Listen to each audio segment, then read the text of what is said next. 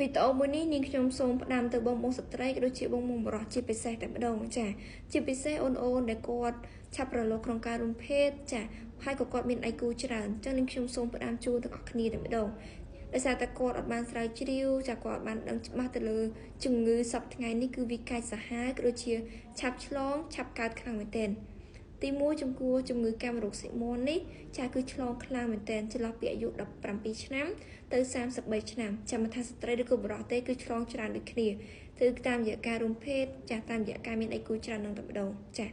ទី2តាមរយៈការប្រើប្រាស់របស់រួមឬជាការប្រើប្រាស់បន្ទប់ទឹករួមក្នុងករណីបងនៅជាមួយដៃគូចានៅជាមួយមិត្តភ័ក្តិអីក៏ដោយប៉ុន្តែបើសិនជាម្នាក់ដៃគូបងប្អូនមានផ្ទុកជំងឺកាមរោគហើយយើងអត់បានដឹងយើងទៅប្រើជាមួយនឹងគាត់ក៏ងាយនឹងឆ្លងខ្លាំងដូចគ្នាចាហើយជំងឺកាមរោគស៊ីម៉ូននេះគឺជាប្រភេទជំងឺកាមរោគដែលមានផ្ទុកមេរោគនៅក្នុងឈាមបើក្នុងករណីបងអត់បាននៅដំណោះស្រាយអត់បានព្យាបាលបានទាន់ពេលវេលាទេក៏អាចធ្វើឲ្យប៉ះពាល់ចាក៏ធ្វើឲ្យមានមេរោគហ្នឹងនៅក្នុងឈាមអស់មួយជីវិតតែម្ដងគឺព្យាបាលអត់បាត់ទេចាទោះបងញ៉ាំថ្នាំក៏អាចញ៉ាំបានត្រឹមតែមួយរយៈពេលតែប៉ុណ្ណោះចាអញ្ចឹងសូមលើកទឹកចិត្តបងដែលគាត់មានអីគូច្រើនជាពិសេសអូនដែលគាត់ឆាប់ប្រឡូកក្នុងការរួមភេទចាគួរតែប្រុងប្រយ័ត្នឲ្យបានខ្ពស់ព្រោះជំងឺនេះគឺកាចសាហាវនិងកើតច្រើនមែនទែនអញ្ចឹងក្នុងករណីមានលក្ខណៈខុសប្លែកដូចជាការនោមមកក្តៅនោមមកឈឺនោមមកឈួលឬក៏មានការរលាកនៅចុងលឹងចាពេលដែលនៅជាមួយគ្រួសាររួចស្រាប់តែមានការដុសសាច់ជាកញ្ចុងដូចបើការខាត់ណាដុតដូចរឹសដុតដូចខ្លែបក្រូចដូចជាក្របនេះក្របមុនចាដុសរីអីហ្នឹងចាឬក៏មានការហូរទឹករំអិលមកធុំក្លិនស្អុយក្លិនឆ្អាបខុសធម្មតាគួរតែប្រញាប់ទៅរកដំណោះស្រាយនៅមន្ទីរពេទ្យឬក៏ទៅប្រឹក្សាជាមួយនឹងគ្រូពេទ្យដែលគាត់មានជំនាញផ្នែករោគស្ត្រីរោគបរិះចាគុំទុកយូរឲ្យសោះចាអញ្ចឹងបើក្នុងករណីបងចង់ដឹងព័ត៌មានលម្អិតឬក៏ចង់ដឹងព័ត៌មានសុខភាពផ្សេងអាចខមមិនសួរនឹងខ្ញុំខាងក្រោមបាន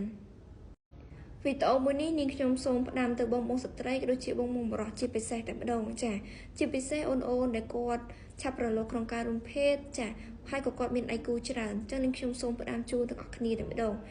ដោយសារតែគាត់អត់បានស្រាវជ្រាវចាគាត់បានដឹងច្បាស់ទៅលើជំងឺសពថ្ងៃនេះគឺវាកាចសាហាវក៏ដូចជាឆាប់ឆ្លងឆាប់កើតខ្លាំងមែនទែនទី1ជំងឺកាមរោគស៊ីម៉ូននេះចាគឺឆ្លងខ្លាំងមែនទែនចន្លោះពីអាយុ17ឆ្នាំទៅ33ឆ្នាំចាំមិនថាស្ត្រីឬក៏បុរសទេគឺឆ្លងច្រើនដូចគ្នាគឺតាមរយៈការរួមភេទចាតាមរយៈការមានដៃគូច្រើននឹងតែម្ដងចាទី2តាមរយៈការប្រើប្រាស់របស់រួមឬជាការប្រើប្រាស់បន្ទប់ទឹករួមក្នុងករណីបងនៅជាមួយដៃគូចានៅជាមួយមិត្តភ័ក្តិអីក៏ដោយប៉ុន្តែបើសិនជាម្នាក់ដៃគូបងប្អូនមានផ្ទុកជំងឺកាមរោគហើយយើងអត់បានដឹងយើងទៅប្រើជាមួយនឹងគាត់ក៏ងាយនឹងឆ្លងខ្លាំងដូចគ្នាចាហើយជំងឺកាមរោគស៊ីម៉ូននេះគឺជាប្រភេទជំងឺកាមរោគដែលមានផ្ទុកមេរោគនៅក្នុងឈាមបើក្នុងករណីបងអត់បាននៅដំណោះស្រាយអត់បានព្យាបាលបានទាន់ពេលវេលាទេក៏អាចធ្វើឲ្យប៉ះពាល់ចាក៏ធ្វើឲ្យមានមេរោគហ្នឹងនៅក្នុងឈាមអស់មួយជីវិតតែម្ដងគឺព្យាបាលអត់បាត់ទេចាទោះបងញ៉ាំថ្នាំក៏អាចញ៉ាំបានត្រឹមតែមួយរយៈពេលតែប៉ុណ្ណោះចាអញ្ចឹងសូមលើកទឹកចិត្តបងដែលគាត់មានអីគូច្រើនជាពិសេសអូនដែលគាត់ឆាប់ប្រឡូកក្នុងការរួមភេទចាគួរតែប្រុងប្រយ័ត្នឲ្យបានខ្ពស់ព្រោះជំងឺនេះគឺកាចសាហាវនិងកើតច្រើនមែនទែនអញ្ចឹងក្នុងករណីមានលក្ខណៈខុសប្លែកដូចជាការនោមមកក្តៅនោមមកឈឺនោមមកឈួលឬក៏មានការរលាកនៅចុងលឹងចាពេលដែលនៅជាមួយគ្រួសាររួចស្រាប់តែមានការដុសសាច់ជាកញ្ចុងដូចបើការខាត់ណាដុតដូចរឹសដុតដូចខ្លែបក្រូចដូចជាក្របនេះក្របមុនចាដុសរីអីហ្នឹងចាឬក៏មានការហូរទឹករំអិលមកធុំក្លិនស្អុយក្លិនឆ្អាបខុសធម្មតាគួរតែប្រញាប់ទៅរកដំណោះស្រាយនៅមន្ទីរពេទ្យឬក៏ទៅប្រឹក្សាជាមួយនឹងគ្រូពេទ្យដែលគាត់មានជំនាញផ្នែករោគស្ត្រីរោគបរិះចាគុំទុកយូរឲ្យសោះចាអញ្ចឹងបើក្នុងករណីបងចង់ដឹងព័ត៌មានលម្អិតឬក៏ចង់ដឹងព័ត៌មានសុខភាពផ្សេងអាចខមមិនសួរនឹងខ្ញុំខាងក្រោមបាន